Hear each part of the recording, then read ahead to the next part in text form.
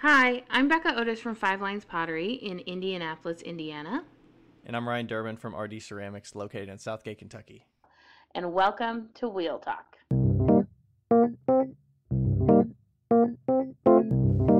Hey guys, we've loved answering all of your questions so far. If you'd like to hear your question on the podcast, please send them to us on Instagram at Wheel Talk Podcast or by email to wheeltalkpodcast@gmail.com. Thanks. Oh, I feel like I started a little late. But that's okay. Started late.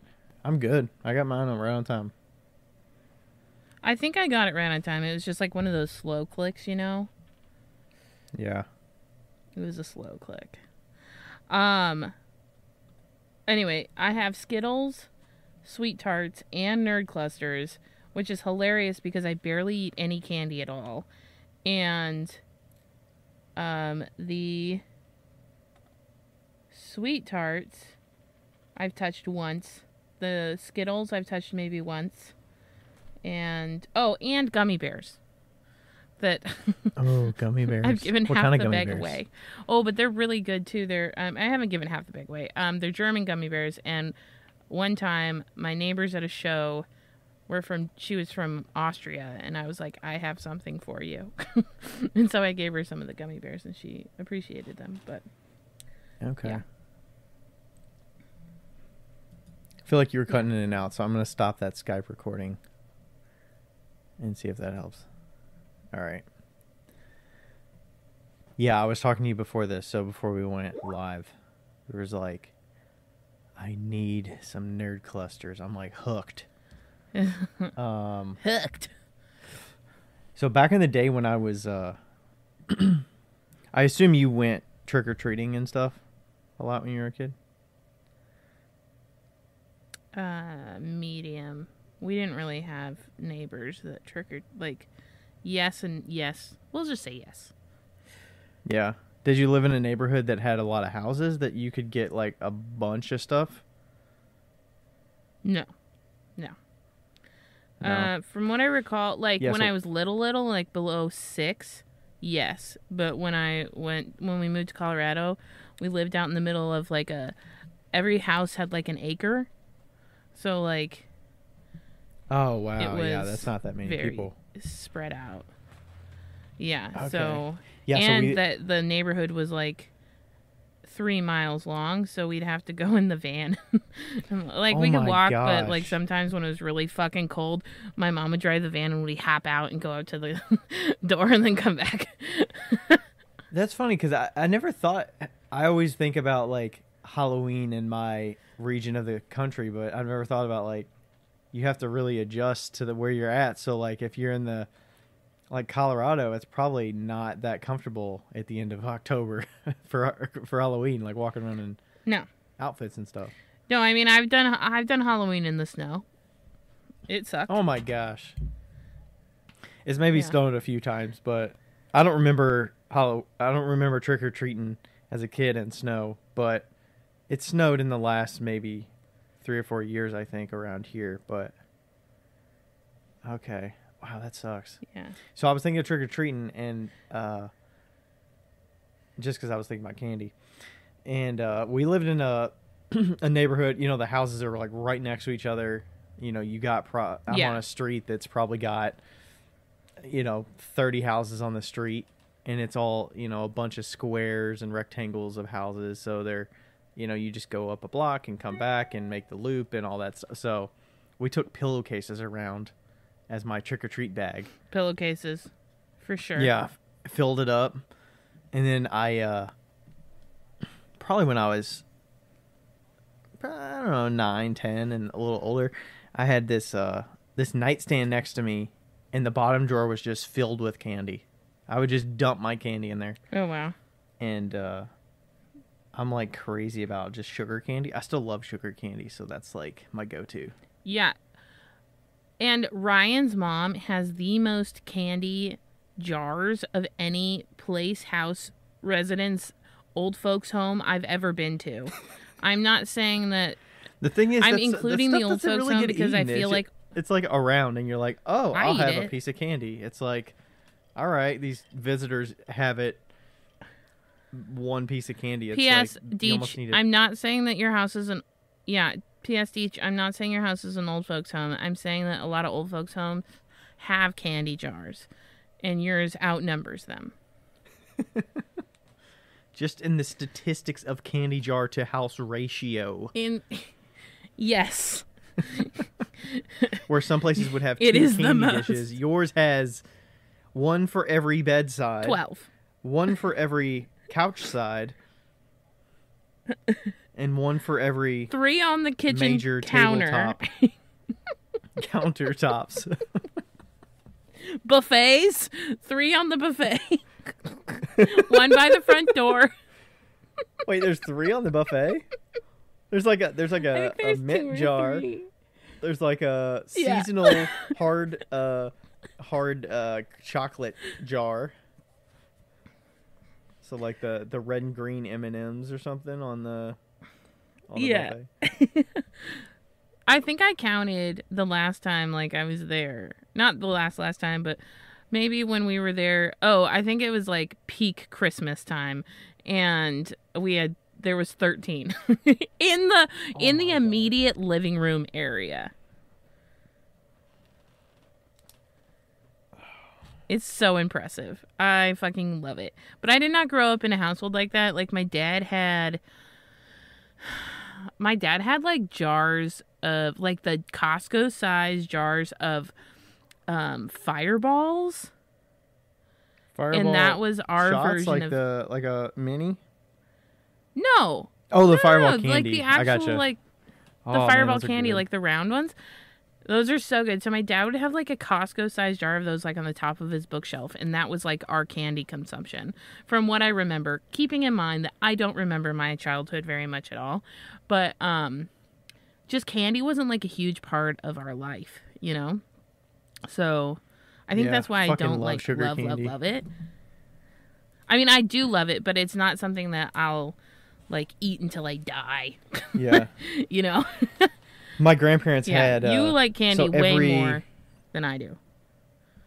Yeah, and like so as a kid I would always go over to my grandparents after school.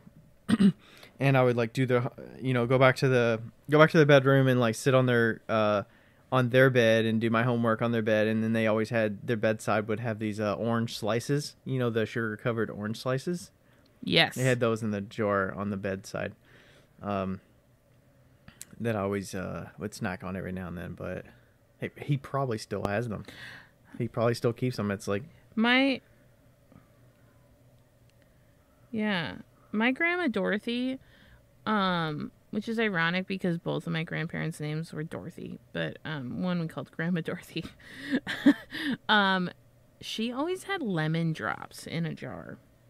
oh, lemon drops. And lemon That's drops such a, like- are so fucking good. That's such a memory sparking thing for a lot of people, I'm sure. The lemon drop candies.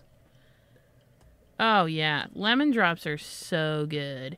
And like Lloyd's trying to get into like the top little part of the van right now. It's pretty comical. They're like such an old-timey candy, but it's just so lemon drops are so pure. Like they're such Yeah. a pure candy. It's like innocence in a candy. So good. And my Fucking love lemon drops. my grandpa still has. By the way, I was always a grandpa grandma kind of thing. What'd you call your grandparents? So, let's see. What was it? I Nana didn't and hear it. Granddad Oh. for my mom's. Nana and Yeah. Granddad for my mom's parents, and then okay Lloyd, and Grandpa Earl and Grandma Dorothy for my dad's parents. Okay. Yeah, my mom's side was always grandma and grandpa. I still call my grandfather grandpa. Grandpa. I'm trying to think if there's Yeah. a D in there. Grandpa. Yeah, grandpa. Grandpa. My dad calls his dad Pops, and you know what's funny is that I was like, why are you calling him Pops? Like, Grandpa's not a pop. He's his Anyway, pops. Continue. Yeah, he's his pops. And then my dad's side, which we didn't see them as much. They were always Grandma Durbin. Oh, yeah. Okay. So kind of the same thing. Like Nana and Grandpa. Yeah, Nana and Granddad, and then Grandpa Earl and Yeah. Grandma Dorothy. Yeah, didn't really call him by the first name or anything like that. Was it Grandpa Earl? See, he died first. So he died when I was like 10. So I can't even fucking remember. Yeah, I think God, it was such a long time ago. I never met my dad's dad. His dad died when I think he was a kid, or he was in his teens or something. I should probably know more about this, but so I never met my dad's dad, which is also named Carl. My dad's name's Carl. And my dad actually went by But your Mike. dad's real name's not Carl. It is Carl, yeah. He's Carl Michael. But his Okay. brothers in that side of the family call him Mike, because that's his middle name's Michael. And Carl was his dad, so he would go by Mike on his side of the family. Got it. So that side of the family still calls him Mike. If you're around that side of the Durbins, I think he's got 6 brothers and a sister. Maybe that's 7 and 1, but they all call him Mike still. So Interesting. Wow, your dad has as many brothers and sisters as my dad does. Well, yeah, my dad has 5 siblings other than him, so there's 6 in the whole yeah. I think there's family.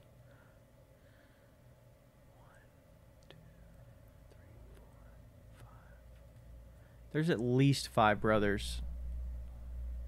Okay. And then my dad, and then a sister. So, yeah, my dad's the second youngest. Yeah. So is my dad. Oh, really? Yeah. That makes a lot of sense. They're very similar in certain ways. In other ways, not at all.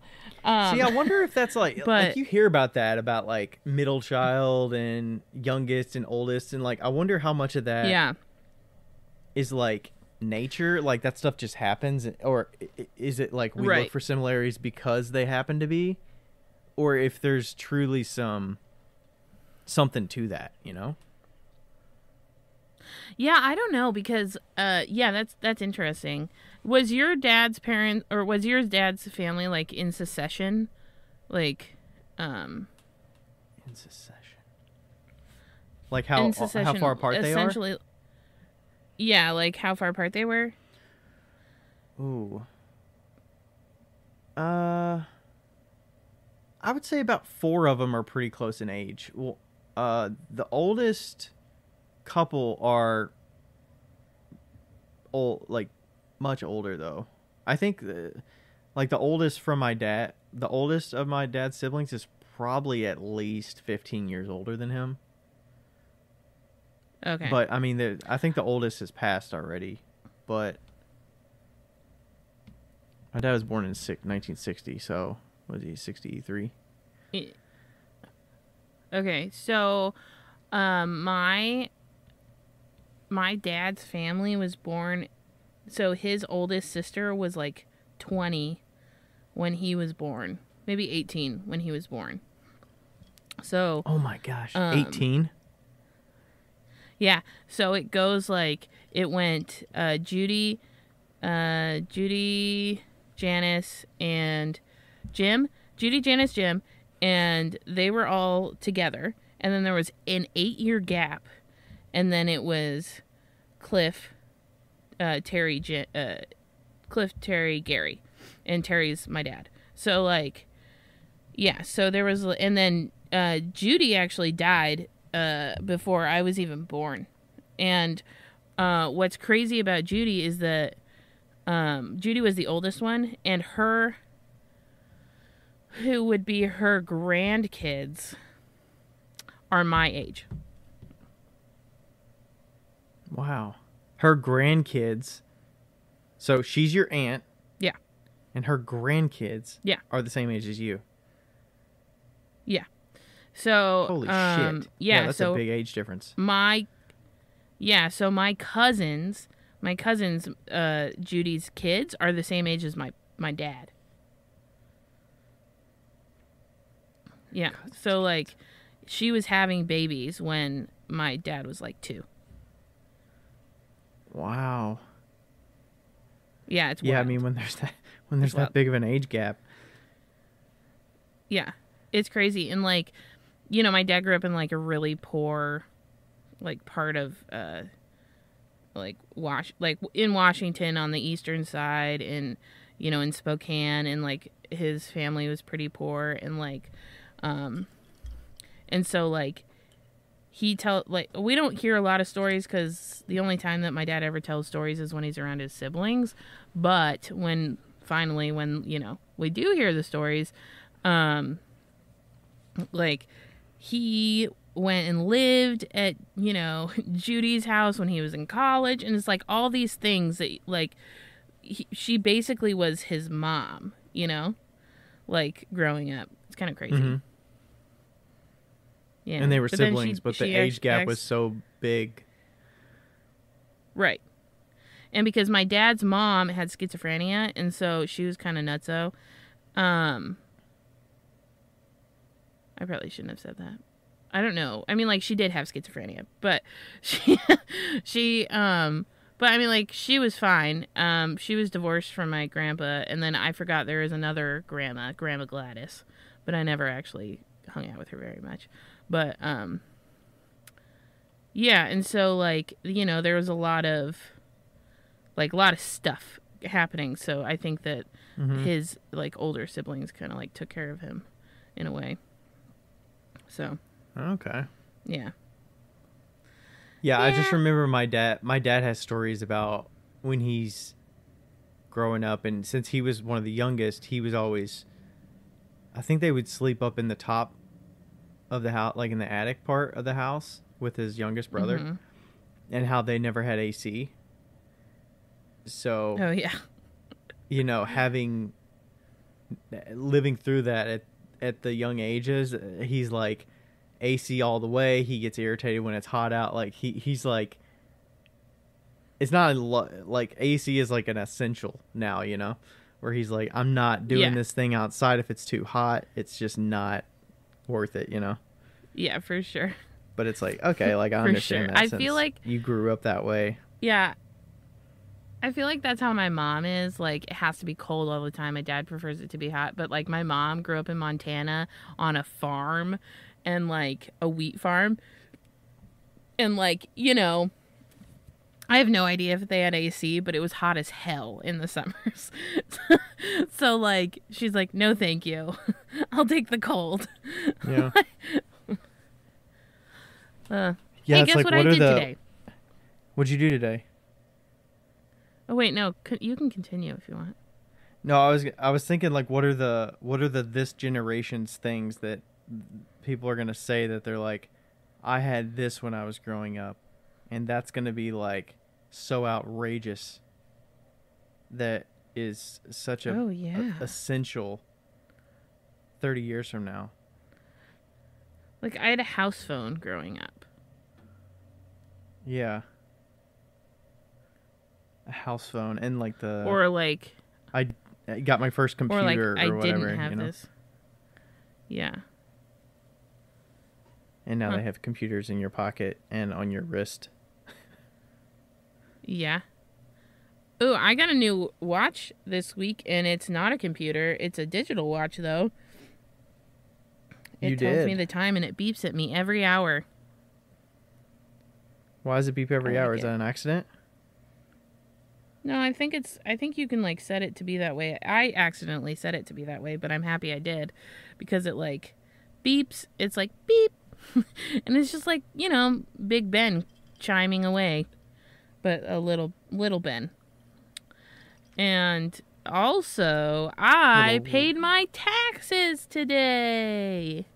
Oh, really? Ooh, I have a tax story, too. Yeah.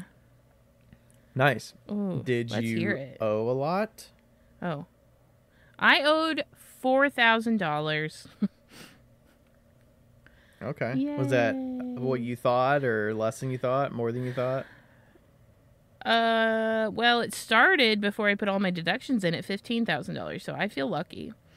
And or like 10,000. I was ridiculous. But I feel like this year was the year that like kicked me in my ass, and like finally with Square doing the whole holding back 20%, or you can like hold back a certain amount of money and save it. I feel confident next year. Like this year I'm like, ugh. Next year I'm going to be like taxes, whatever, and like have the money. That's how I feel. Where does that Square pot live? It's in balance. The balance thing. It's in balances. And it's on the bottom. And it's like a so savings account. It's just a balance of a pot that just has not been dispersed yet. It has not been deposited. Correct. Okay. So it pulls 20% of my earnings before it even gets to me. And it actually earns a 1.7% on it. But interest rate? Yeah. Okay. I mean, that's better than a savings account. Which it's better than a regular savings account. But yeah, so I feel I feel frustrated, but also I feel very good that this happened. You know, it's like one of those necessary evils that needs to happen to be like, Becca, you really need to start saving. Yeah, I mean, a lot of people can't just come up with $4,000 if they haven't accounted for that. Which, I mean, right, and you should kind of know what you're setting aside, but it does get lost if you don't intentionally take care of that as you go. Yeah, like I feel like I knew, and usually I do my taxes in January. Like usually I'm like on it as soon as I get my W-2s. And this year I did it a little late, and I'm frustrated because if I had done it in January, I would have had enough time to,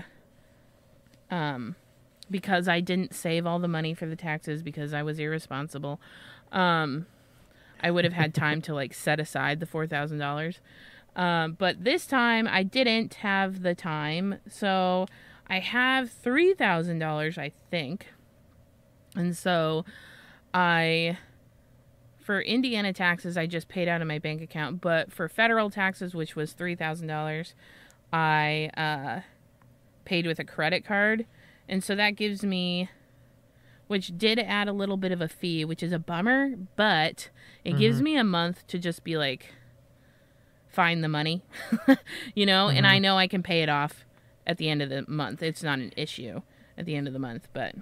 Right. Yeah. And the thing is, like, if you're not setting that stuff aside, that tax bill at that time of year, during a slow part of the year where you're still struggling to make sales for a lot of small businesses, like, that's like a double shot, you know? Yeah, for sure. And I mean, like, it could have been a lot worse than it was. And I knew it was coming, and I knew it would be more than I wanted it to be because I did have so much profit this year, comparatively, because I've been paying myself. So I should have been better, but I wasn't, so it's fine. But now we learn, and now we have separate bank accounts. And I'm, like, honestly stoked for next year tax season to come around, and I'm going to be like, I have all the money. Yeah. Boom. What do you mean you made more profit because you're paying yourself? You're saying because you had to have money there in the pot to pay yourself, you had to inevitably make more profit? Is that? Yeah, because I paid myself, I didn't have as many expenses. Because I operate on a cash basis, right? So because you were making sure you didn't myself, have like, you're like, pay myself or spend more on expenses. Right.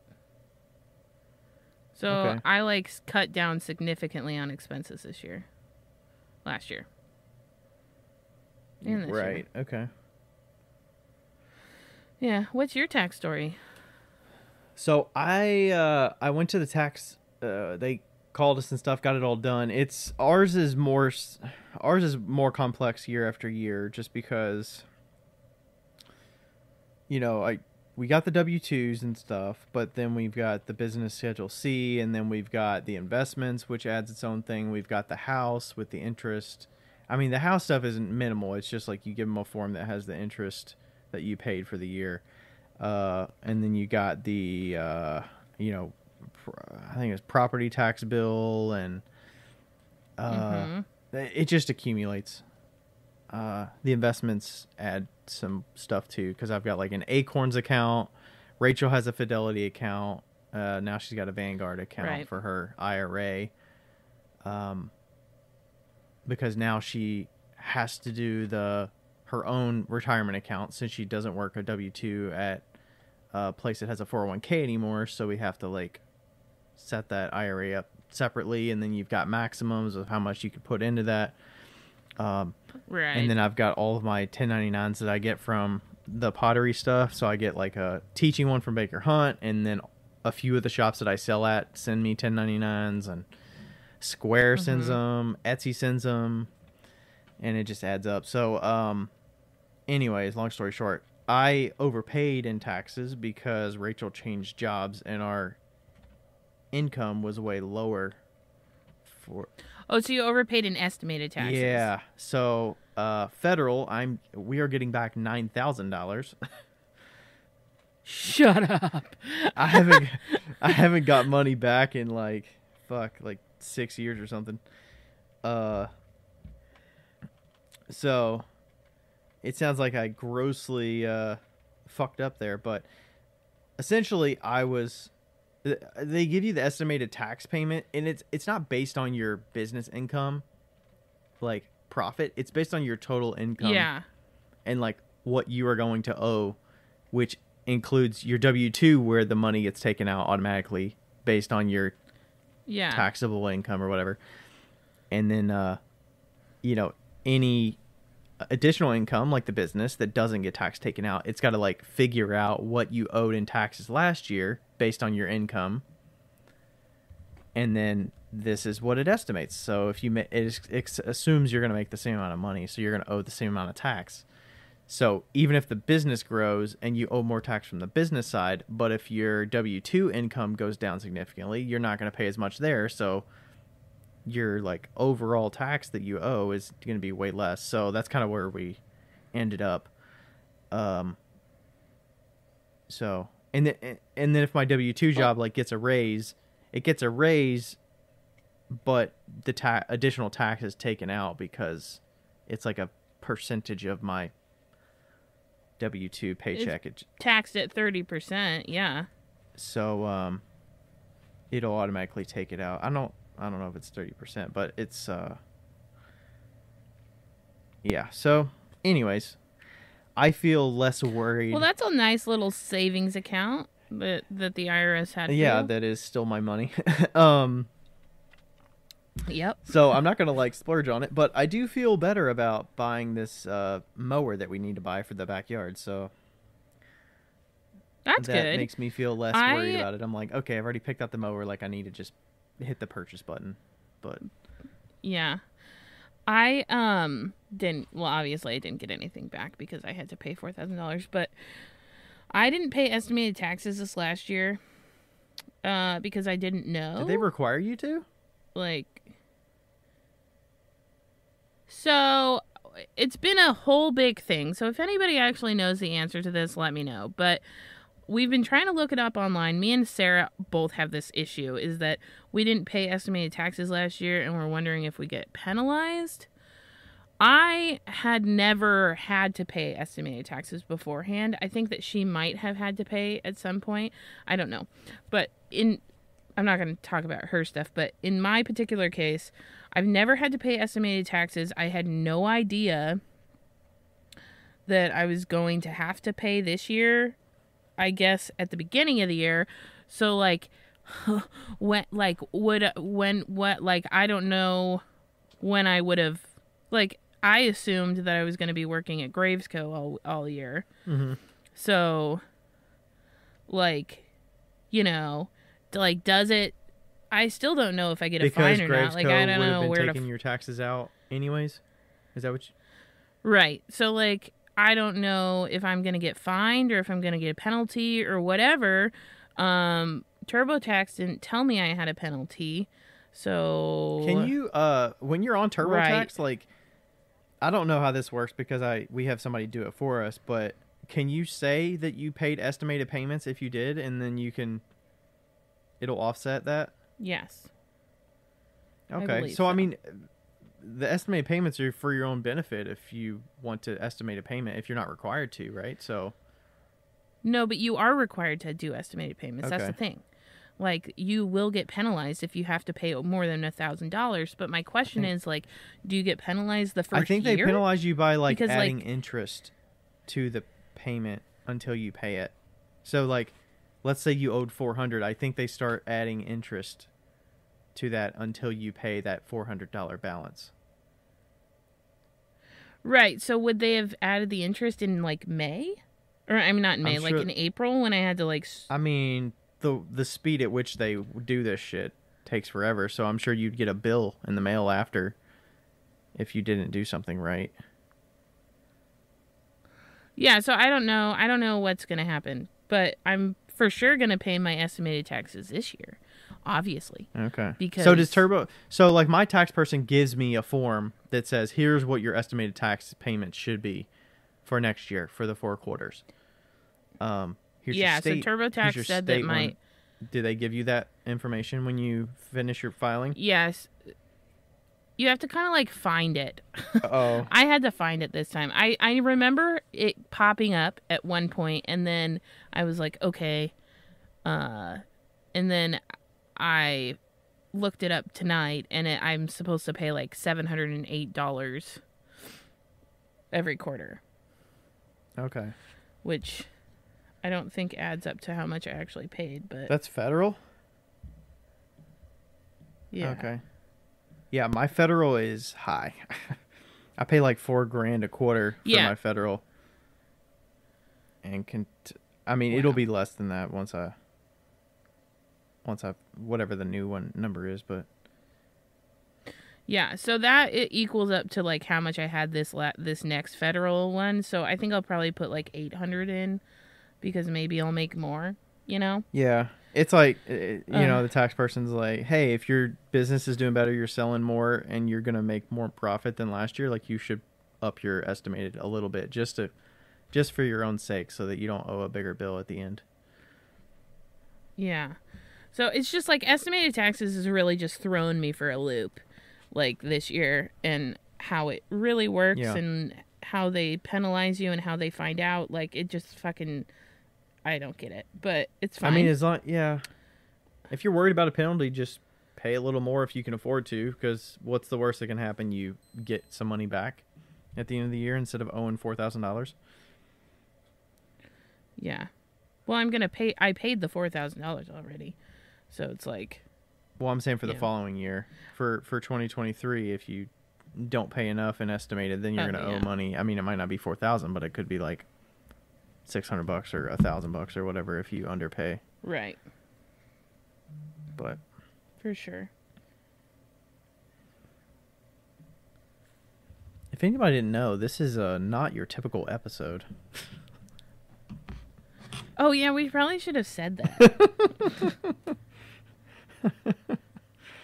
Should we? Well, I mean, you'll know because it's gonna be like It's already been a thing, right? It's already been 33 minutes.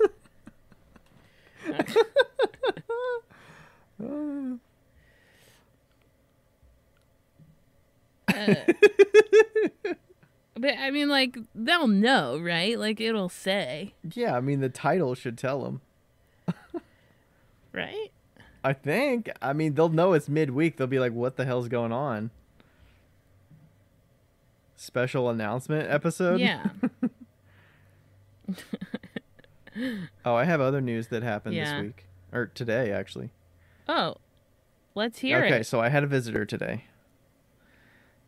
Oh, yes. Rich Brown of Pottery 32. Yep. Y'all should check him out. He stopped by. Wonderful human. He is on his cross-country road trip to interview 200 plus potters across the United States. And he's got a film crew with him. They're doing a little documentary kind of thing. And he stopped by to say hey, and then he was going to stop by and see Core Clay, Queen City Clay, He stopped by Xavier. I think he's going to stop by another, maybe UC or something. So yeah, they had pretty busy plans here. They've been going to different places. They went to Airmont 2 days ago, I think, in Tennessee,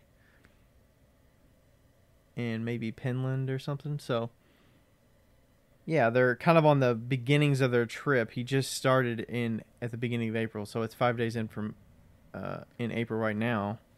So just getting going, and they're like fundraising for it. So if you think it's a cool idea, he's basically just talking with makers to see what they do, why they do what they do. He asked like 3 questions. He was like, "Who are you? What do you do? How did you get started in clay?"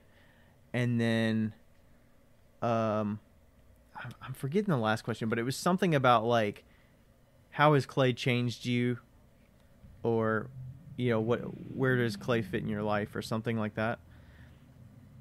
Yeah. And then we kind of did a little off script sort of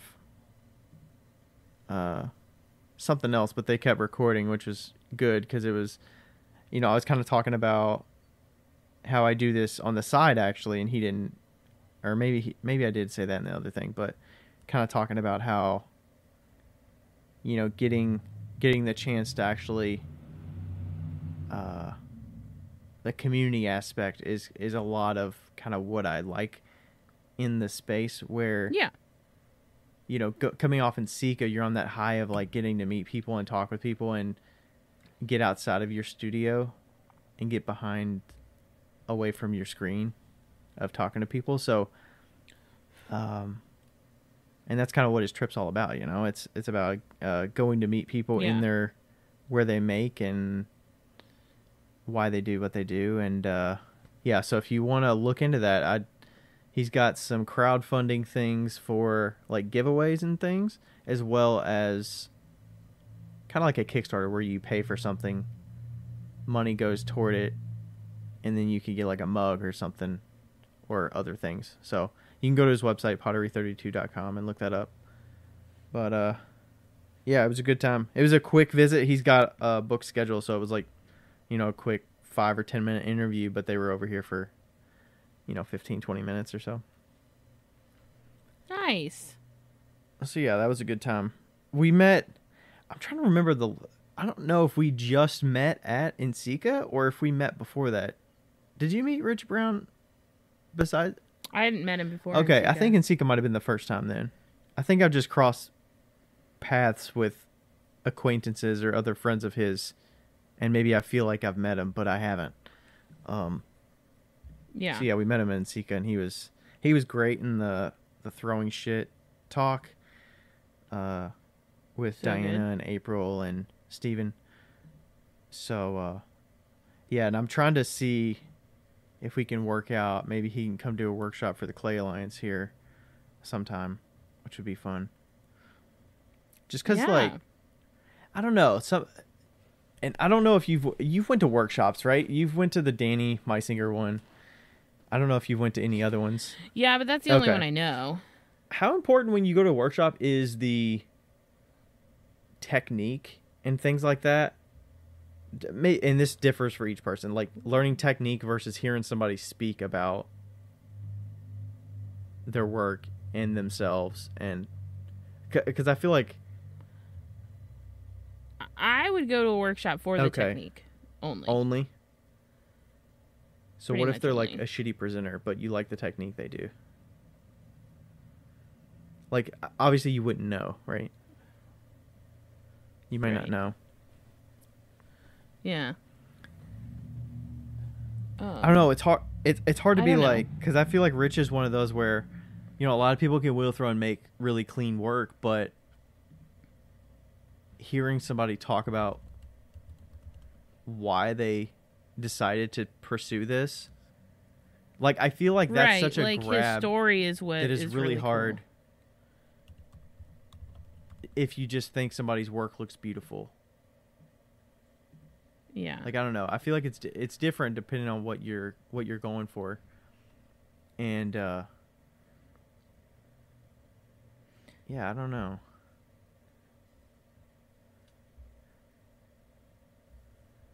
So Yeah, that's interesting. Yeah, I mean, like, his work is lovely. It's beautiful.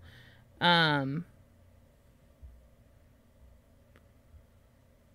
yeah, I just feel like, and when and he like from when he was speaking at throwing shit and just interviews, he's like the gentlest like soul. I feel like is like how he agreed.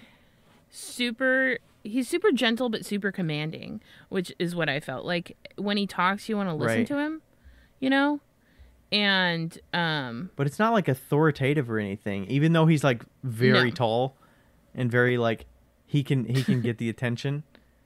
But he's so gentle with his speaking and like, yeah, I don't know. It's very approachable, his manner and, you know. yeah, I think that like I don't know if I would call it a workshop as much as like a presentation, you know? Mm-hmm. Maybe? I don't know. I mean, he's got to have stuff that he can share. Yeah, and also like I haven't, you know, certain people you hear you hear more like my experience with him is him talking about things that are not him throwing and the things he's looking at while he's throwing. So like Right. I haven't necessarily seen that stuff, but Yeah. I'm sure there are decision making points that could be shared that you know, I think yeah, I don't know. And maybe he's workshopped, maybe he hasn't workshopped before, but yeah, I don't know. It just seems like a great person to be around and learn from. Yeah. So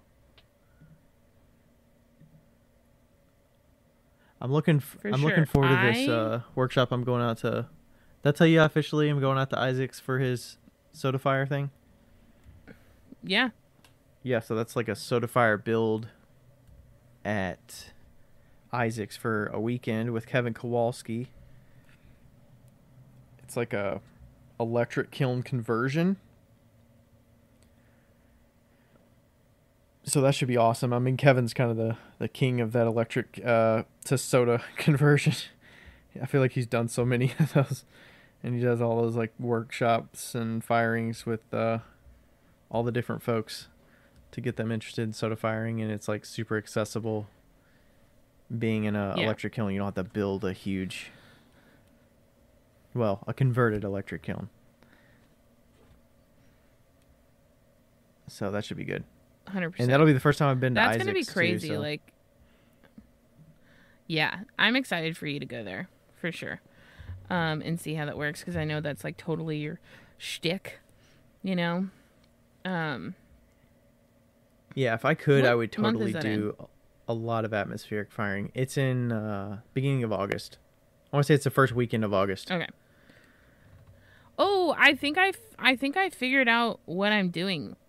I think I figured it out. Oh, really? I have a general idea of the plan for the year. Really? So, let's hear it. Yes. Okay, so I'm obviously in Indy right now, and I'm making stuff. I've got about 100 pieces done. I definitely did not do 50 a day. I'm doing 25 a day, and I could have sometimes called skip that. days. I mean, everybody could have called that. Let's be honest. And I know that's why I it's did like like- 25 the first day, and I was I'm like, is this a? I'm like, is this a? But you don't really get down if you don't meet the goal. So I'm like, is this a realistic Becca No. goal, or is this like a spur of the moment? Let's do this, but like my Yeah. realistic goal is gonna be half of that. like and the end goal. The end goal is still the same. It's just getting to that end goal. And what I'm like, I literally turned to Merritt and I was like, "You think 25 a day is good?" And she's like, "Yeah." And I was like, "Great." Like, because you would. I don't want to do 50 a day. Because I mean, you would still be productive at 25 a day as long as you keep consistent with it, you know, versus doing 50 Right. a day It's still every 3 it's only days. 20 days. Yeah. Right. It's only 20 days of throwing stuff. I think that's 600. Maybe it's 500 pieces. But regardless, it's not like it's not like a year of work. It's like a month of Mhm. work, you know?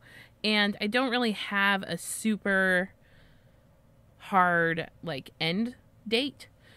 Mhm. But anyway, so I'm getting all those pieces done. And also, in the meantime, like, every day I've been busy the whole day. Like, I'm still, like, doing a lot of things, you know? Yeah, So I'm because still, like, I'm doing rock tumbling. I'm making other things. I'm doing jewelry. So it's not like I'm your just throwing is a So, small portion of what you are doing. So. portion. Right. I'm not being lazy. I'm just not doing Mhm. 50 mugs a day. Because you wouldn't be able to keep up with the other Anyways. parts of it, the earrings and all that stuff, which you want to be the focus. Right. And really what decided the size, the quantity amount, was that I'm kind of like limited on space right now on boards of where to put things.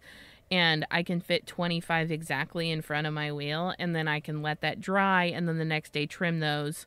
And then throw another 25. How are you limited know? on boards? So it's... I have 6. You have 6 I have boards? 6 boards. Are Yes. those the ones that are Maybe like 8. on the wall in the... I have 3 on the wall. 3 boards Oh on my the wall. gosh, that's it? 3 boards and then- 3 other boards yeah. in that. Wow. On the little cart. So, Wow.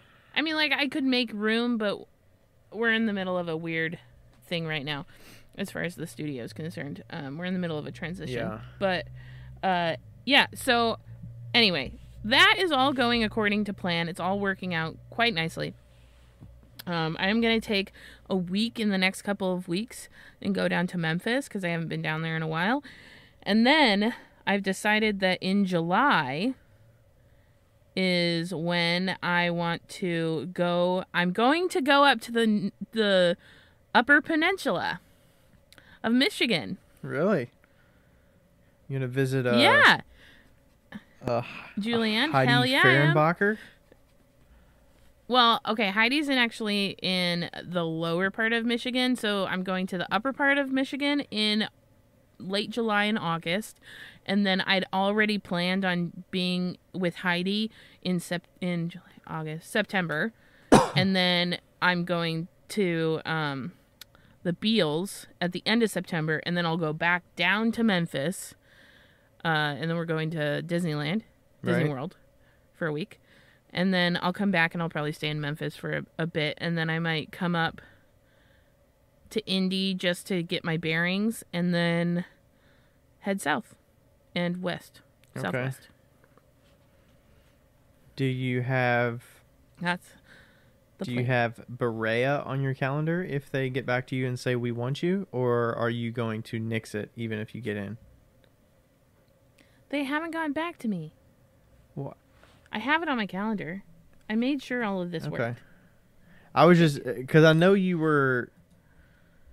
I don't know if you were just shit canning all shows or if you were just like, well, I'm just gonna stop trying because I got denied. Oh, you're right. Berea's in... No, Berea's in No, June. it's not. It's in July. It's in the beginning of July. So I'll go at the end of July. Yeah, it's like July 7th through 9th, I think. Yeah, and I might be in Atlanta the next week, too, with Andrew. Okay. So, if I get into Berea. Yep. Yeah, they Which, should. they're taking their fucking sweet-ass time, and I'm sure that I'm just, like, on some fucking I don't know wait why list. they're taking so long. I was trying to see if I could find the when the cutoff date was. Application. Let's see. Does it say an end date on here? Booking fee.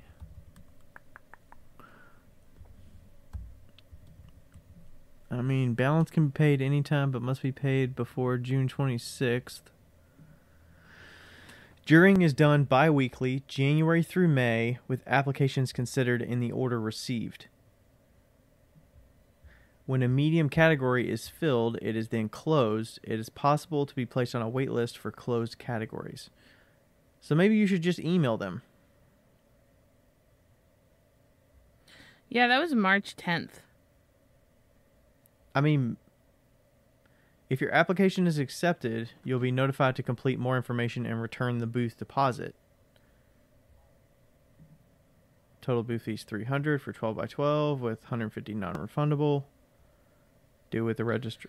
Should I email them and just say, hey, I'm just I would just email them and check checking in. I mean, they're still jurying all the way up through the end of May, so it's kind of like a rolling jury process.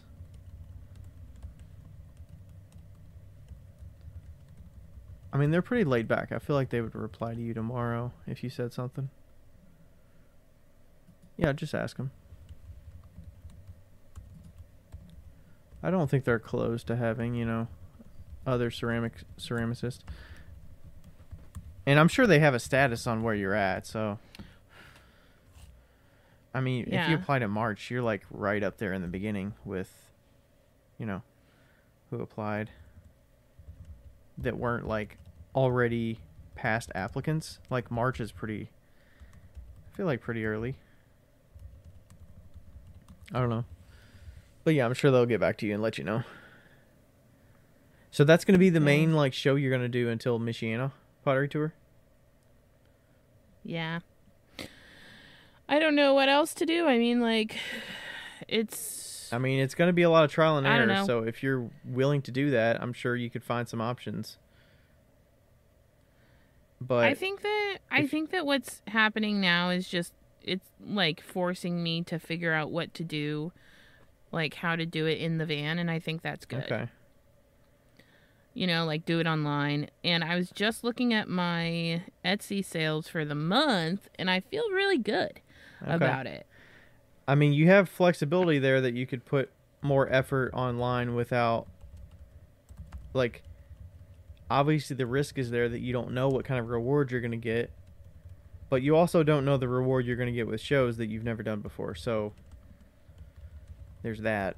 And you could be traveling way out of the way. I mean, you'd be picking shows that weren't way out of the way, but the risk is still there. But yeah, I made in March on Square, I made $934. And I don't even know what I sold, but that's that. And then in Etsy, I actually made $725. So I feel really, really good about that because this is really my like third month of selling on Etsy. Is that 700 something after fees and all that? Revenue, so I don't know what that means. That's probably just your sales before Square takes their fees. Yeah. But that's okay. Like, okay. I mean, you were making basically nothing on Etsy last year. Right. So. I mean, like, I just feel, I feel like it, let's see, the March. 730. My net profit was $629. So they took $100 out of that, basically. Okay. And I had marketing. I had like $20 in marketing. I've been doing Etsy ads. Okay. So. Yeah, I think Andrew was talking about that, wasn't he? Yeah. So, but I feel good about that. I mean, I told you my goal by the end of the year is to sell $2,000 on Etsy a month. Yeah. I mean, if you do a show and you don't make 10 times the booth fee because it's a brand new show, like manage expectations, like what kind of profit would you expect that would be a worth it kind of profit? Would it have to be like 5 times the booth fee to be profitable and be worth it? Or is the energy expelled to do the show just like the sales have to be gangbusters to be even worth you doing it? Well, I just didn't even get accepted into any of them. Well, I'm saying if you did, like let's say for instance you did a show in Cincinnati that I've done before that I could give you that I can suggest that might be like an okay show. I don't know. Yeah. Like, would that be worth it, or is it to make 600 or 700 bucks, or is that not worth it unless you make 1,000? I would say now finally my like cap is like I'd like 1,000. If it was like a 1-day show, 600 is fine. But like, I think that I'm at the point where I'd like 1,000. But here's the thing, like, I did a story sale this last week because I was feeling a little bit desperate, and sold like 15 sets of earrings, and I made $500, like $530 in like a day, and I didn't do anything. Is that like doable twice a month? I think it might be doable weekly if I can do it right. Weekly? Okay. And how much energy are you going to have to put in to have that happen? Not much. Okay. So the actual story sale itself through Squeebly is extremely easy. All I do is create an item and sell it, and then it adds on the shipping if I need to add shipping or whatnot, you know? Oh, so people are buying... So I didn't click your... So is your link just an item link on your Square shop, and they're purchasing it directly on your website, or is it... No, it wasn't a link. You couldn't click it. So what they do is they DM me and say, hey, I want number 16. And I'm like, great. And I write down, Joanna wants 16. And then I send them a link that's just a generic link. It's like, or a generic item. So basically I've made an item in Square that's like dingleberry earrings. So it's an invoice, right? With that item on the invoice, basically? Essentially, like, they click it and it would be like them checking out online in an online store. But I send it directly to them. They click it and then they choose the amount that they want. So if they bought 4 earrings, they would choose 4. And then they go through, it asks them for their credit card information and their shipping address. And then it puts all of that in and it counts it as just a regular order for me on Square. So that way it just goes straight into my Shippo, and I don't even have to like manually add in the label or anything like that. It just comes up, and it was like the easiest fucking thing once I figured it out. My first person was my guinea pig. I was like, hey, can you like try this with me? And she's like, totally. And Sweet. So we kind of like went back and forth. She was like, oh, it charged me shipping. So I like went and changed it, and then it didn't. So it was good. Yeah, so it was like super flawless in the way that it did it. Yeah, that's because there's a buyer perception there where it's like you want to make it as easy as possible for the buyer. So that's where if you get the email route, you can invoice them something that is like, this is due, pay it. Or like you did, you do the work on your side to link the listing with the email, and then you send them a link, which is like, it still requires them to check out and pay and do all that stuff, but they would have to do that. But they would have to do that anyway. It was just they click the link from Instagram versus going to their email and finding it and paying through their email. So and it was just, and then I would just make sure I have an idea about how to do the next one. Like, I need to have a note that's like all the numbers and then write the names down next to the numbers, because I almost messed up once, but thankfully it was with Melissa Beal, so it was like never mind. but yeah, it worked really, really well. I had them all shipped the next day.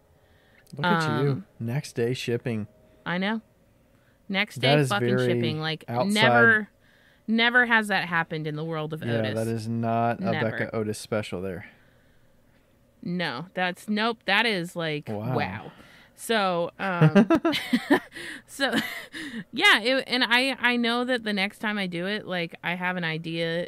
This one was kind of like around, but if I do like 20 earrings each time, don't make it fucking crazy, you know? I'm pretty sure, and they're different every time, I'm pretty sure you could do them once a week. Okay. Yeah, I mean, that effort on your side's not too bad, because you can have and especially if you have your laptop there and you could do the copy paste from your phone to your laptop or vice versa, you can do the listing and stuff on your... Is that what you're doing? You're doing the listing on your computer, linking it? No, it's like super easy to get it off your phone. Oh, okay. Yeah, so I would just go into the Square app, go into online sale, online checkout. because you can do it through Square if you don't have a website. It just doesn't hook into shipping. So, like, you could do it too. Like, you could send me right now a link to an online checkout that you've done, like a mug. Like, let's say that I didn't want to, if I didn't want to Venmo you money, you could send me an online checkout for a $40 mug, and then I would just pay it like normal, and then it would go into your Square sales. So all you do is just go into that item and then copy the link and then share it, and that's it. Okay. See, I was trying to go to online checkout right now.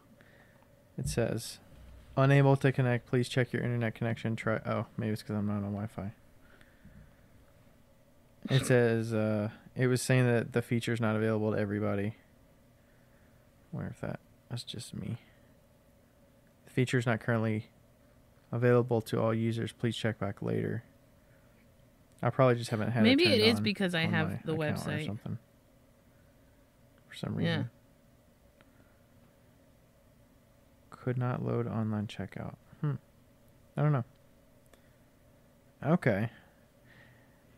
Yeah, because I heard... I was listening to Rebecca on Maker's Playbook before, and she was talking about, you know, there's kind of a...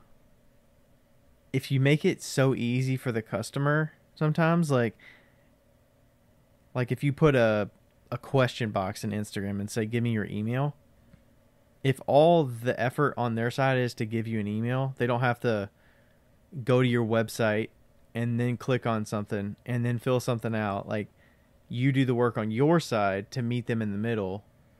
So it might be less, you know, easy for you, but you're willing to do that extra work to make it easy for them. Yeah. So it's kind of a give and take where situationally they're browsing on Instagram. They might give you an email and kind of like, and that's sort of like an impulse buy, sort of.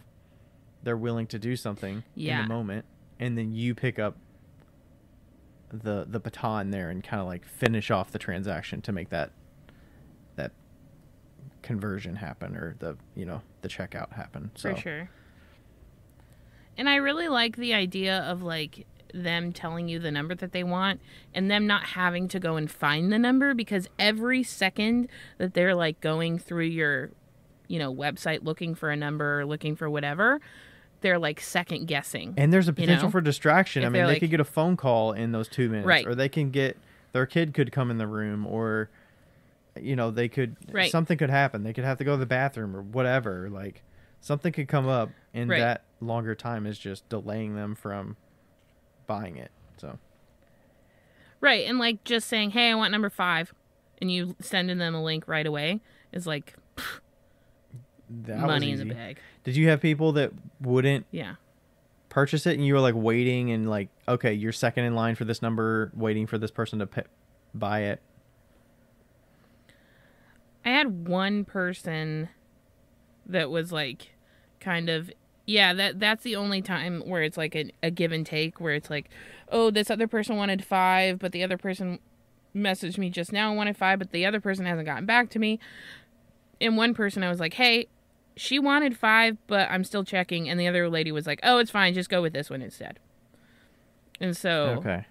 Yeah, you almost can't be too popular, because if you are, then it's more work on you, because you're having to go back and forth with so many people that it's super taxing.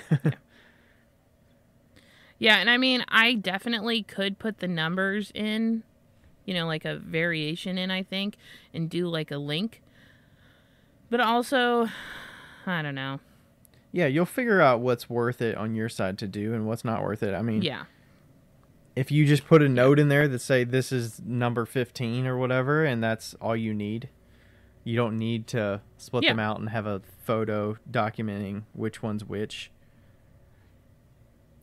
Yeah, and also what I did on my end is I put numbers. So I hung up all the earrings, numbered them, and then when I put them back in their little bins, I put numbers on the bottom of the little bins, so that when I went back to them the next day, I could easily like find them.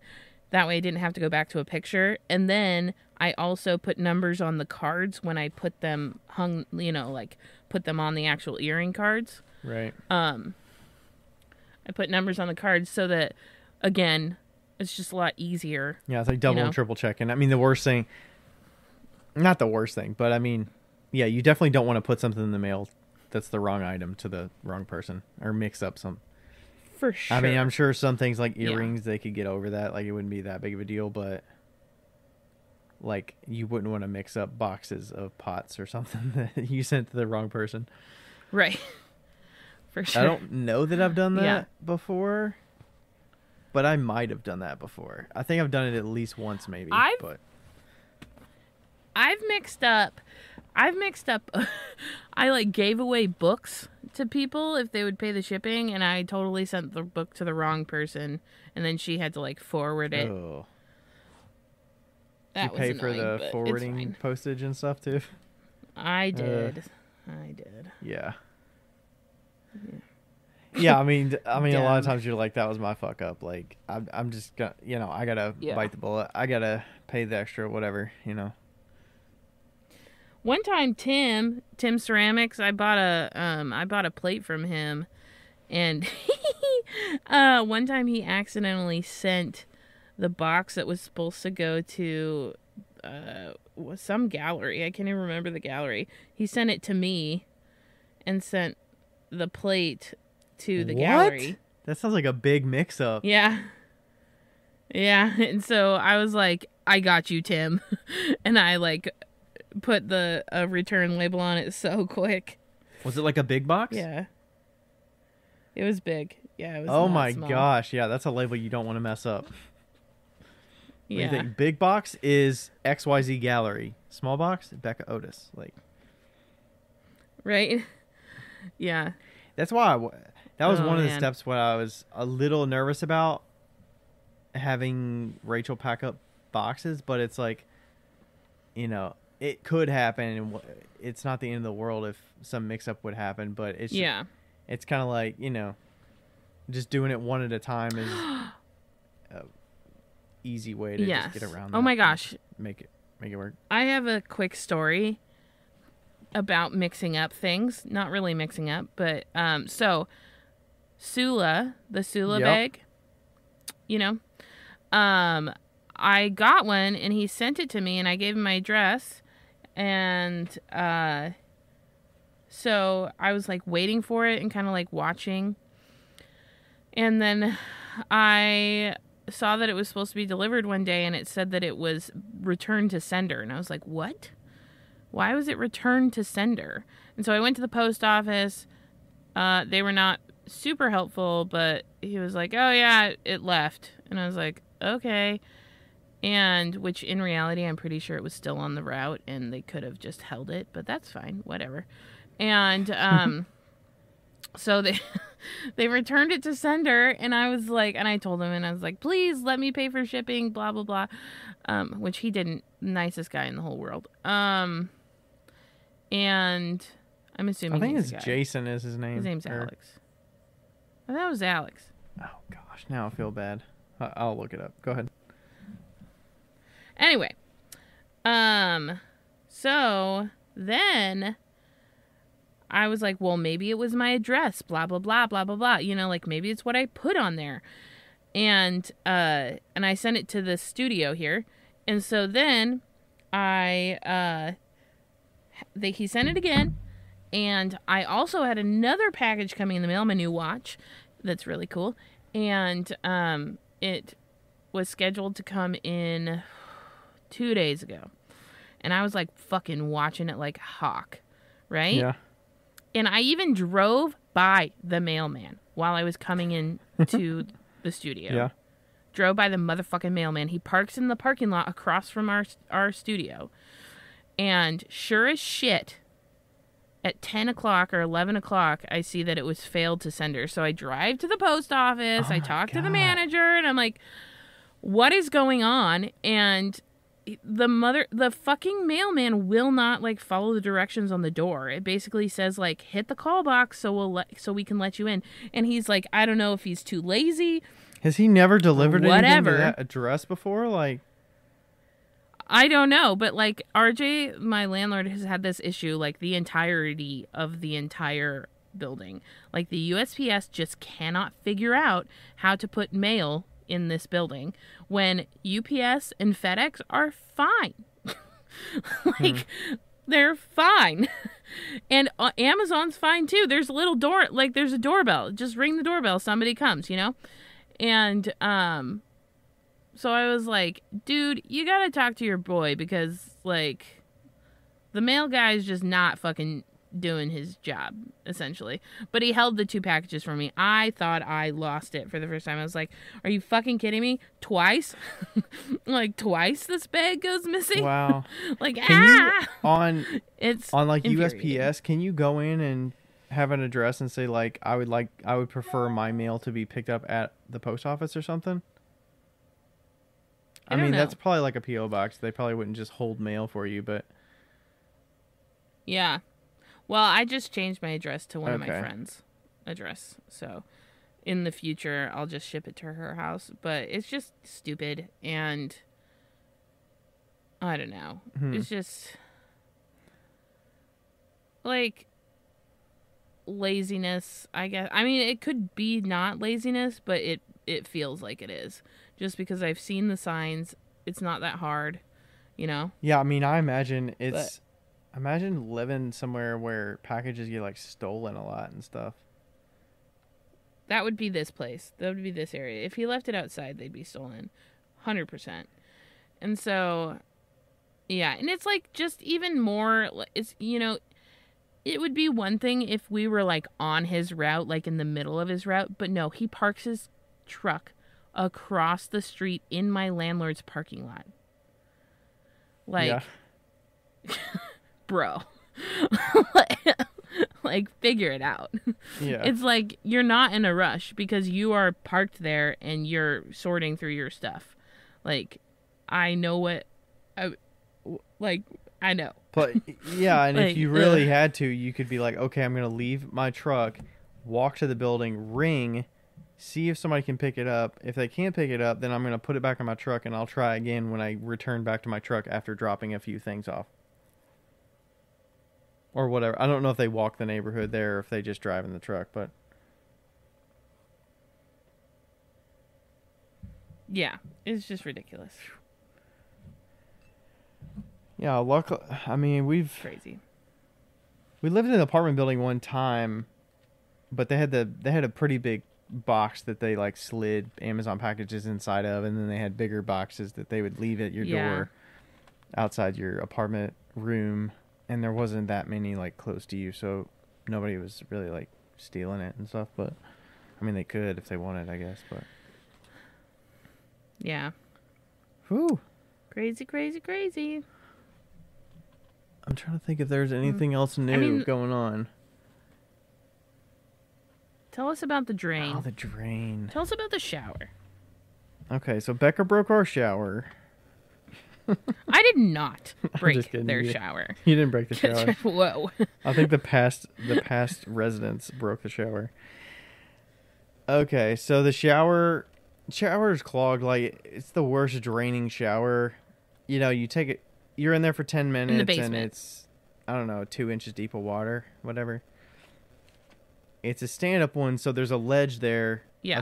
of tile that's probably 6 inches high, maybe. So Yeah, and by the time you get out of the shower, there's less than an inch from the top of water. yeah, it's at least a couple inches deep, but it could be like, 3 or 4 inches deep of water. So pretty bad. I don't know if this is gross or not, but occasionally I would like take the plunger and like plunge the drain to try to clear. I did that 3 times while I was in your Okay, house, so so I that's don't not think gross. that's gross. It's just the way it works. Yeah, I mean that's just Like- it is what it is. I mean, it's not like there's a bunch of shit all over it or anything, literally. So, Yeah, quite literally. yes. So, I mean, there could be bits, but probably not. Anyways. Stop.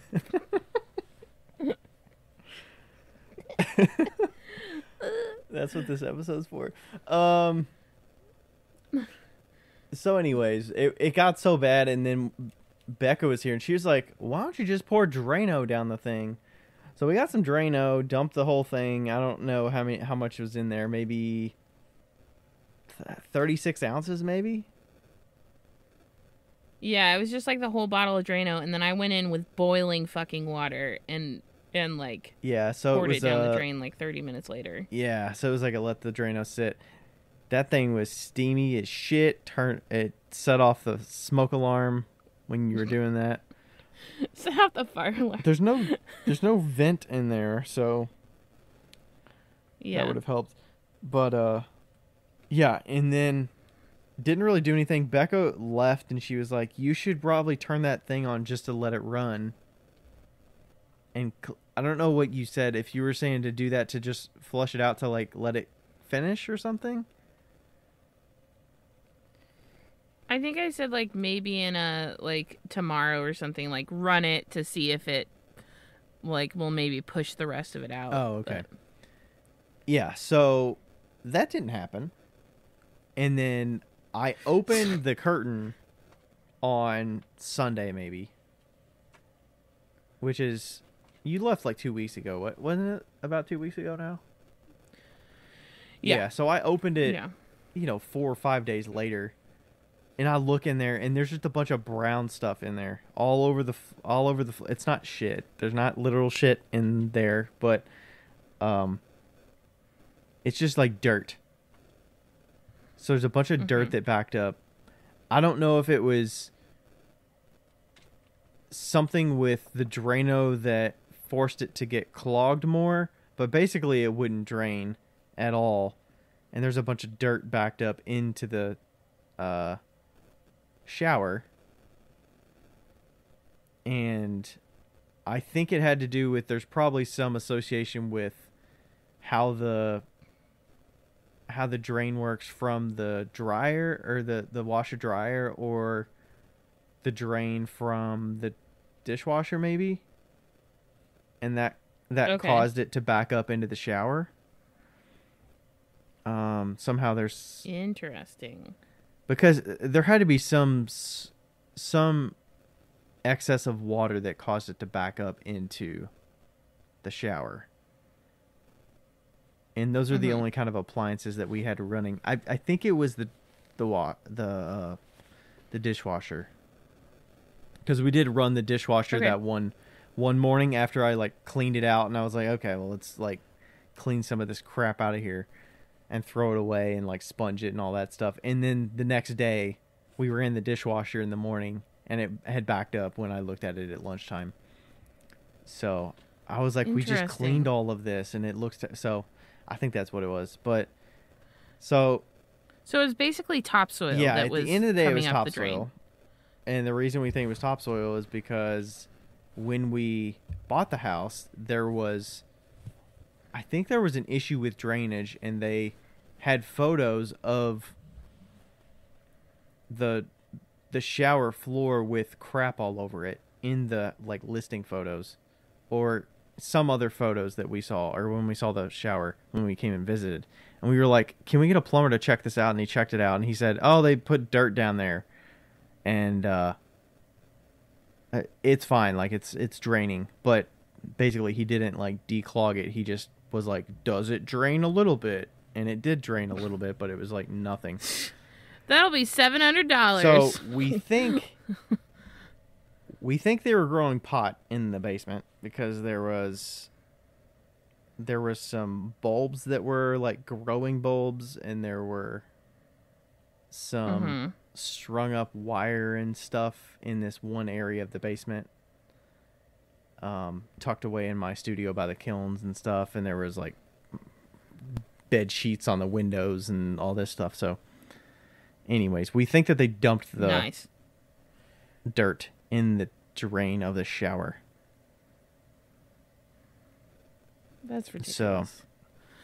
So the plumber came. Now you called the plumber. And the plumber came and declogged it, took some hair out of there. I don't know. They had some kind of machine, I'm guessing, to take care of it, and it's draining fine now. So very long story short, plumbers came, fixed it. I'll get the bill soon. It was worth it, whatever we got to pay for it. I'll get the bill soon. How much did you have to pay for the wheel? How much did we pay for the what? Ryan. Wheel. For the wheel. Uh, Did you get your wheel yes, back? I did. The wheel's back. It is working. They changed out the board for the. Well, the one thing is they messed up one of the connections because the reversible switch works, but it's not set to the right setting. Okay. So, anyways, they got the electrical working again. That was I want to say $350 to fix that. Holy It was shit. like $230. Did they say if it was my fault? No, they didn't say. I mean, it was an electrical thing that's probably been on there since the wheel was bought in 1994, I think, is what year you said that wheel's from. So, I mean, maybe not. Maybe it's newer than that, the part. But so I don't know if I should open the box and try to reconnect it the right way, so the reversible thing. But I'm not really worried about it. The only thing is that little reverse switch. I like it up because I put my Dirty Girl's wire on it because it's got the loop. And when it's up, I can actually put the wire on it. Just put a hook.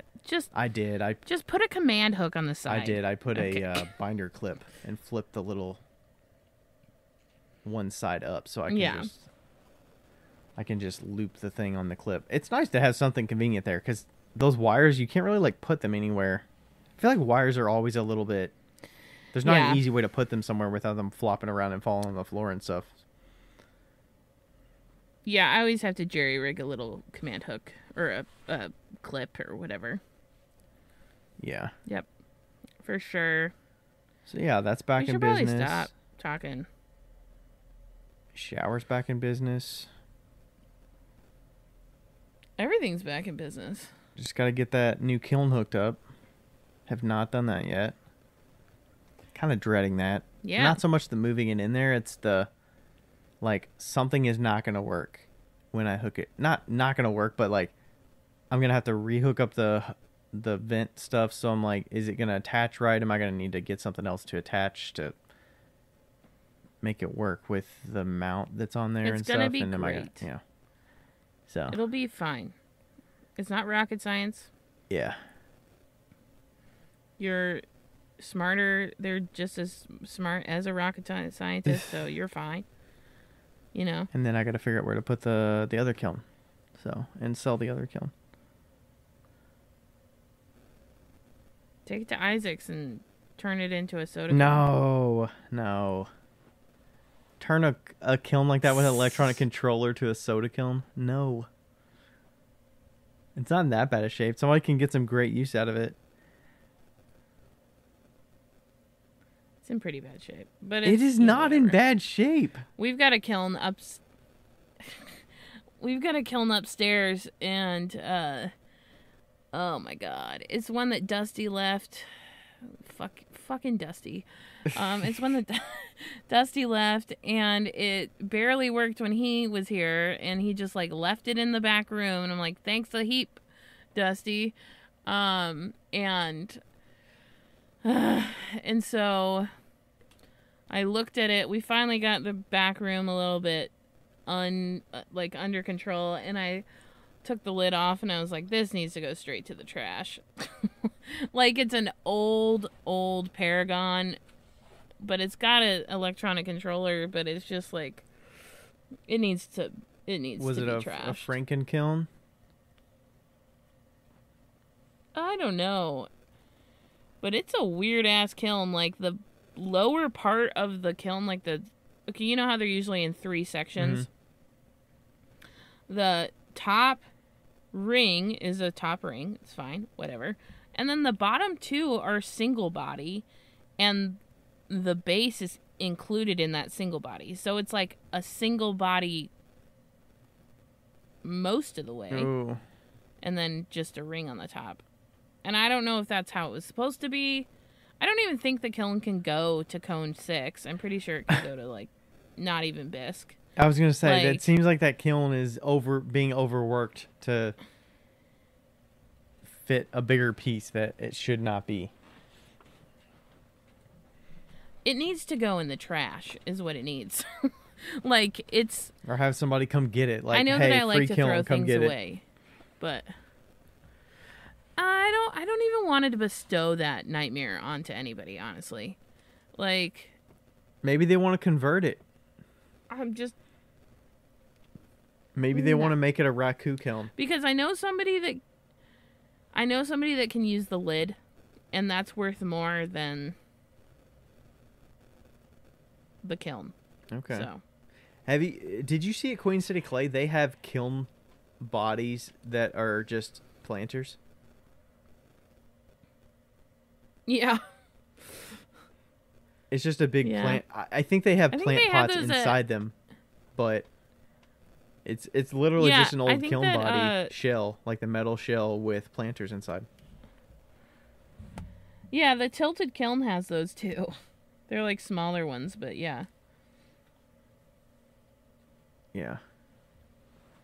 I mean, yeah. Get rid of the lid. If somebody wants to fuck with the kiln, they can make that a raku kiln or something if they wanted to. But I know you're just gonna throw it in the trash, so. It just seems like a lot of work to like talk to somebody and have them blow me off and then try to do it again. And have them blow me off and then try to do it again and then have them try to figure out how to get to this fucking place and then transport it for them. Yeah, I mean, there's not a school. Knows how There's to not a fucking move school or kiln. something near you, is there? That can be like, hey, I have this kiln. Can I give it to you? No, I'm not doing that to a teacher. Like, that's fucking evil. Okay, this kiln should not be in commission. No, I'm not Like- saying they use it for their. I'm saying they use it as like a raku kiln or something. Oh, like for raku? Yeah, No, I don't think so. yeah. I don't know. It seems like a cool. It would just be It seems like easier a just cool to toss college it. project to be like, hey, we have this kiln body as a project for this class. We're gonna build a raku kiln. Because all you need is a propane tank and a kiln I body suppose. and some like bricks. You don't really need anything significant. True. I mean, you could use a fucking barbecue. For raku, Yeah. it's got to get to cone. Usually like cone 07, I think is what. No, maybe that's not right. I think cone 08 is usually what we rakued to. Which is basically bisque, but Yeah. Yeah. and then we would take them out at cone 08, which is about, I think we got there in like 2 or 3 hours maybe. It's not a very big space. But yeah, we had it at NKU. I fired quite a bit there. And it was on like a pulley system, so it had, a big heavy bucket with some metal in it to offset the weight and open it up and stuff. It's pretty cool. Yeah. Did you ever raku fire? Have you ever done that? I've never done it, and I've had very little desire to. Yeah, I'm I mean, just- the process is not fun. really- I just don't like the look of it that much. Yeah. Like the pieces aren't It's- functional. It's just kind of smoky looking for some of it. You can use glazes and stuff, but Yeah.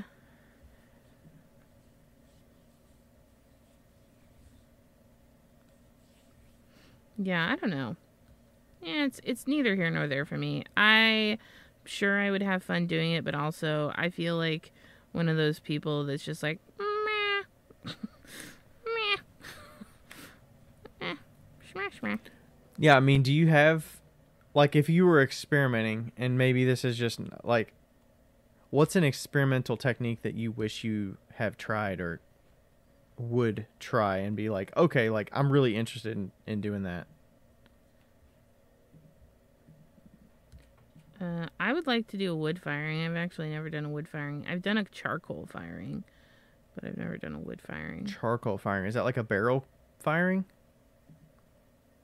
Like you put it in a barrel with No, I think charcoal that you and can you just, or you put it in like a charcoal pit, like a campfire kind of thing? It's just like a wood firing, but with charcoal.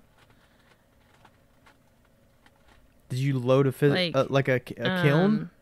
You loaded a kiln with shelves and all that stuff but with charcoal? Yeah, Really?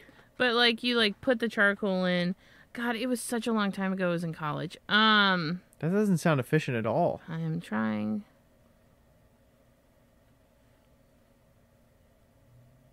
It's like I think maybe it'd be like instead of throwing soda in, you throw charcoal in. Let me look. Maybe I'm just making this fucking up. I could be fucking making it up. Well, the thing is, you have to have some kind of fuel source. So it doesn't seem like charcoal is enough of a fuel source. You would have to. I guess essentially it's a pit firing. A pit firing, okay. So we did that in college, but we had a huge pit, and then we buried the pieces and put a bunch of sawdust around them, and then like grass, and I think some straw, and piled on. I think we put on some. We might have put charcoal and stuff in. I can't remember what else we put in there, and then you light it. Whoa. How about this? I think this is it. So this chamber holds sculptures and is covered with 300 pounds of mesquite charcoal at the peak of the firing. So I think it's probably something like that. But was it like buried? The pieces were buried? No, they weren't buried. Okay. I don't remember them being buried. I remember putting charcoal in the firing. But were you putting it into a kiln of sorts, or was it? Yeah, it was in a kiln. Okay. I don't know. Maybe I'm just a fucking idiot. I could be that too. I don't fucking remember, honestly. The problem with my college was that the professor never let any of us do firings. Like, it was like I didn't go to like a college with like an amazing ceramics program. I went to a college with one ceramics teacher, and yeah, we like, you know, like she never really trusted any of us to do anything. So I remember that I remember I had pieces from it, but I don't and I remember like a smoky kind of thing, but I don't remember much more than that. Mm-hmm. Okay, so in college we had an event, I think when I was a junior or senior, it doesn't matter, called Firepalooza. And what it was a weekend, and Friday was loading the wood kiln. Friday night, I think we loaded the wood kiln throughout the week maybe, so it was all ready on Friday. And then we did a pit firing on Friday night. So a huge pit, we had a bunch of people put stuff in. We also had access to fire the raku kiln, because the pit firing is just kind of like, once you get everything prepped in there, you put it down, you set the fire, and the fire's just burning. It's like a big pit, a big bonfire. It's not really, you're not doing anything actively while it's going on. And you just have like big, huge metal sheets on top of it to like keep the heat in and keep the fire kind of like inside the pit there. And then we had access to the raku kiln if we wanted to fire that. We had barrels to fire in, which are just like basically metal trash cans with stuff that you basically made a pit fire in there if you wanted to. And then I think Saturday morning we started the wood kiln. So it was a wood kiln all weekend, and we had access to fire the raku kiln quite a bit, because those are pretty quick firings. And then we did some like, you could make things if you wanted to in the studio. And then we had like wood-fired pizza on the pizza kiln. So it was pretty sweet. It was like all... That sounds really amazing. It was all atmospheric firing in like over a weekend. And it was pretty awesome. Wow. It was yeah, that sounds fucking quite great. The activity. So, yeah, people would come and go, and I mean the wood kiln had its own shifts and stuff, so that was pretty locked in. But the other stuff was, and then I think we like dug up the pit on Sunday, because I think the pit took about a day to cool after it finished. I think it finished like late Friday night, because it was probably only like a few hours affair, like a 6 or so hour affair, maybe 8 hours, and then unload it Sunday, and the wood kiln's done by Sunday, and you let the wood kiln cool for a few days, and then you unload it midweek with the class. So Yeah, it was great. There was so much going on. Yeah, that sounds fucking awesome. And like having the access to all those different firings. And I was really into Sager firing when I was in college, when we had a raku and primitive firing class. So we learned all the different techniques Yeah. of raku firing and pit firing and Sager and barrel and stuff. And I was into Sager firing, which is essentially like putting your pieces into a the Sager is essentially like a vessel that holds the pieces that you put organic matter into, and then you put your piece inside there. So you're making like a little cocoon for your piece, and you're putting it into a kiln, so like a gas kiln or a wood kiln or an electric kiln, and letting it kind of do its thing, and the organic matter burns out and it burns onto your piece.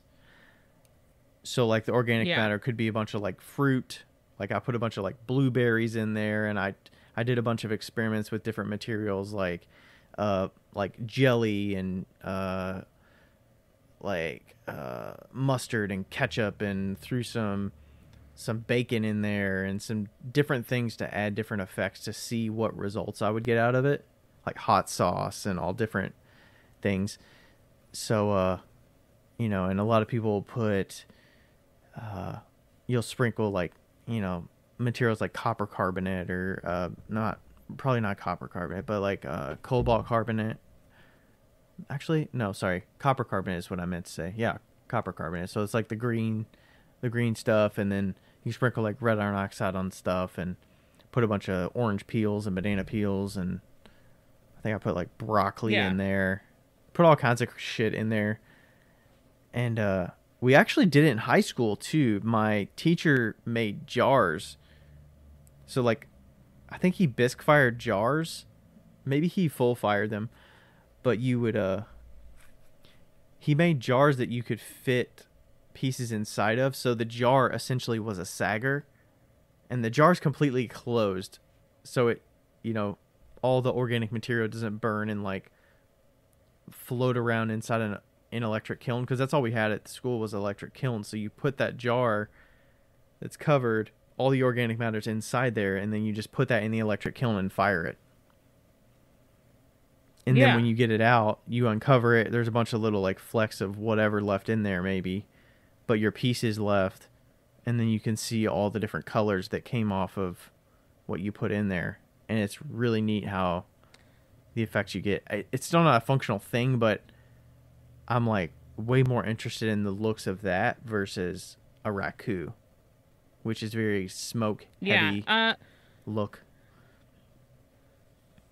For sure. We had Sager firings at Bruning. Like we had little Sager pats. Mm-hmm. Yeah. Very cool. Yeah, I really enjoyed that. All right, this was not a short episode at all, was it? No, it was definitely not. 100% no. I feel like we should have thrown an ad in here, but we're not doing that for this one. No, because this is a bonus episode. Bonus! Of us just rambling. It's a ramble episode. The Wednesday Ramblers. No. Whatever Wednesdays. Whatever Wednesdays. Whimsical Wednesday. No. Wacky Wednesdays. Well, hey, stop it, Lloyd. Wah Wednesdays. Wheel Talk Wednesdays. Wheel Talk Wednesdays. Wheel Talk Wednesdays. I've been playing with your fidget stone all night during this. Really? I do find myself flipping it over and rubbing the soft side.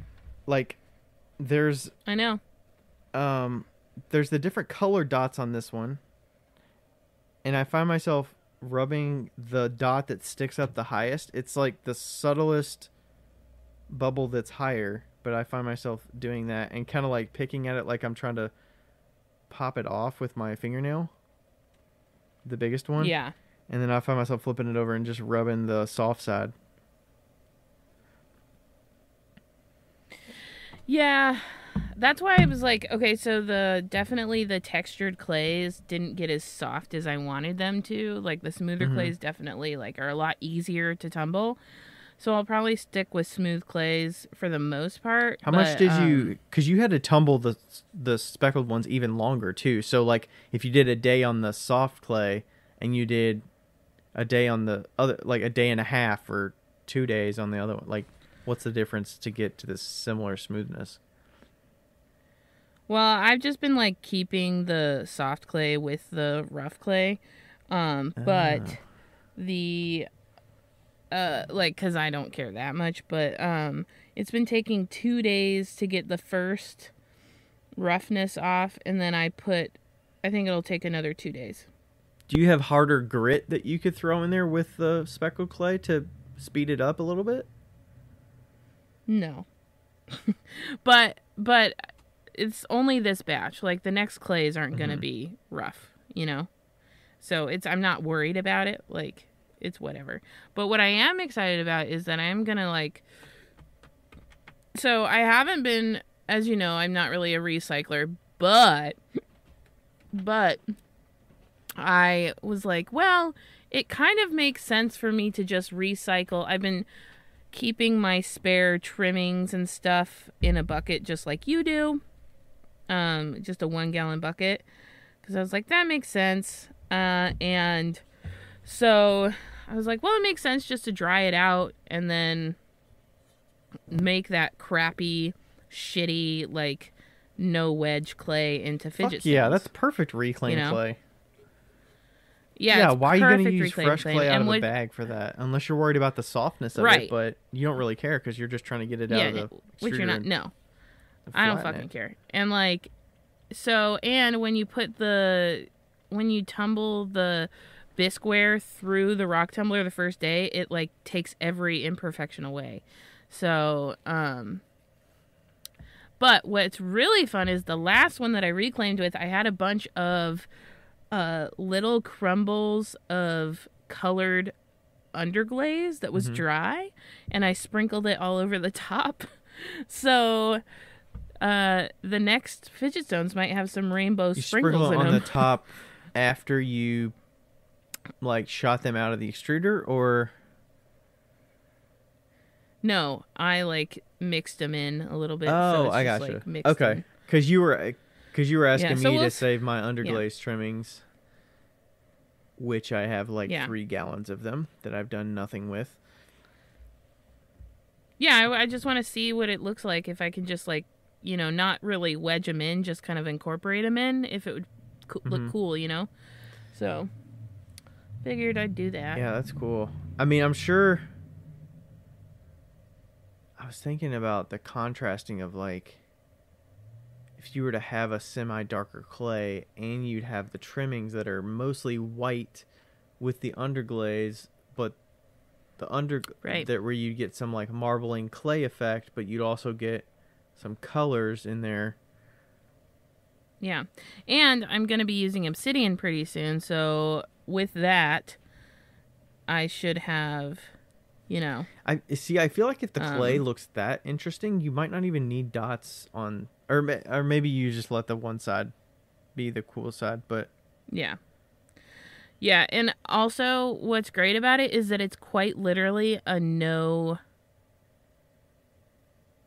waste system. Quite literally nothing gets wasted. I mean, you're basically making fidget stones out of waste, so. Yeah, which is really cool. I did, however, throw away 2 buckets of clay when I got back to Indiana the first time. So 2 5-gallon buckets of clay. But it's good to start fresh and be on top of it. And I'm not going to have 2 more 5-gallon buckets of reclaim. Was your 5-gallon buckets dry that you got rid of, or what?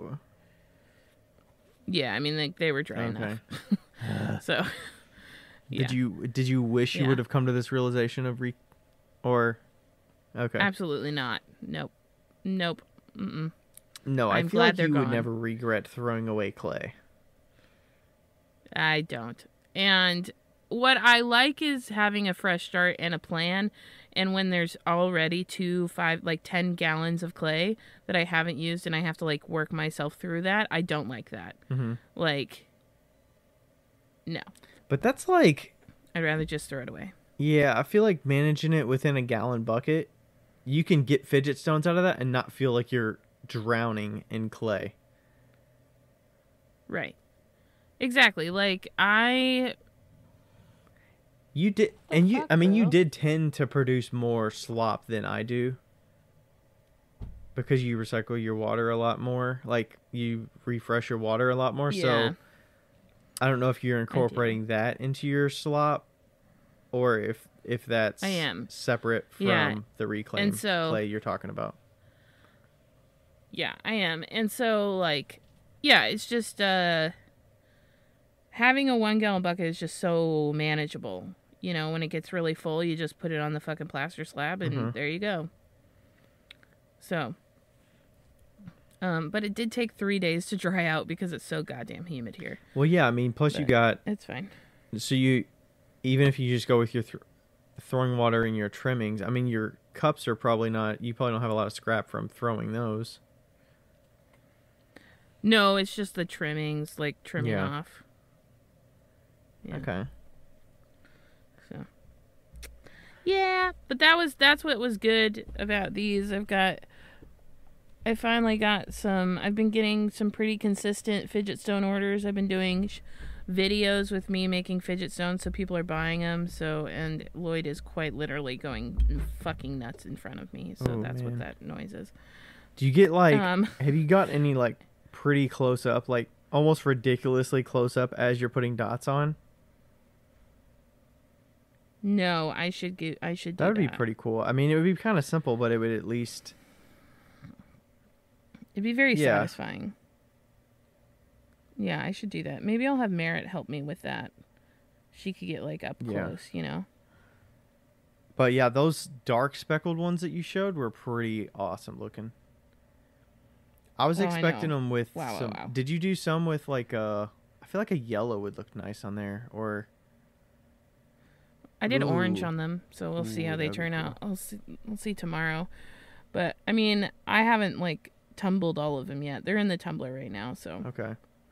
But yeah, I'm glad you did some speckled clay ones, because I'm like, those will be different than what you... Plus, the cool thing is, like, you go to... If you go to people's studios randomly or whatever, and, like, they've got some clay, like, you just try whatever, you know? Hey, you got some scrap that can I borrow? Sure. Or can I have, like, 3 pounds of scrap? Right? Yeah. And I figured out that I can do 1 extrusion of clay is 50. 50? How many pounds of clay is that? Have you weighed it? How many can fit in there? I have no idea. Yeah, I don't know. But it's not very much. It's a caulk tube, essentially. So 1 extrusion of clay is 50 fidget stones, and I did like 200 the other night. I did 150 today, I think. 150. Yeah. Yeah. I mean, the thing is with that reclaim bucket, you just have to keep making them and you got to keep reclaiming clay too, but so getting them to that dried out state kind of gets annoying because I need to make some more plaster bats because mine are pretty much at their last leg to reclaim on. Like I reclaim something and I literally have to leave the plaster bat for like a week or 2 weeks to let it dry out enough to actually reclaim the next batch reasonably. Really? I mean, it just takes so long to suck out the moisture. I mean, I could put it on the backer board that I have that works too, but usually I have stuff that has more liquid in it, so I kind of need the little lip to kind of hold it in. You know what Merritt does is she puts it on a canvas. I never liked that. Because I feel like the canvas is going to end up with dry bits that are just creating so much dust in the air. And I don't like that. Yeah. I'm going to do my reclaim on a piece of cloth so I can get it off easier. Yeah, I'm sure there's like an old pillowcase I could probably find to do that route. I know some people do that. Yeah. Well, it's getting to the stage I could probably put it outside sometimes. Yeah, for sure.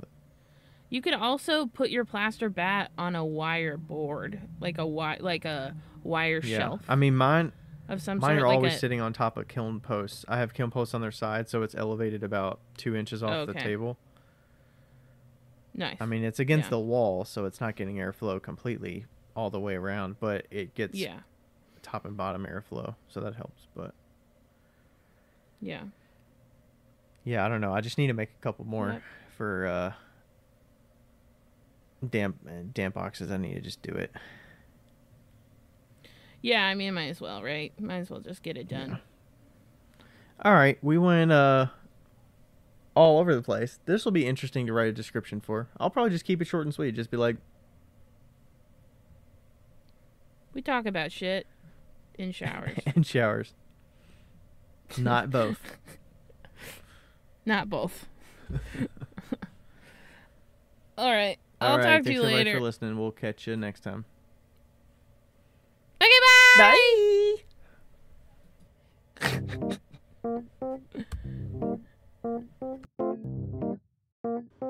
Yo, yo, higgity, yo. It's Becca here. Hey, just so you know, thank you for listening. And also, we have... What do we have again?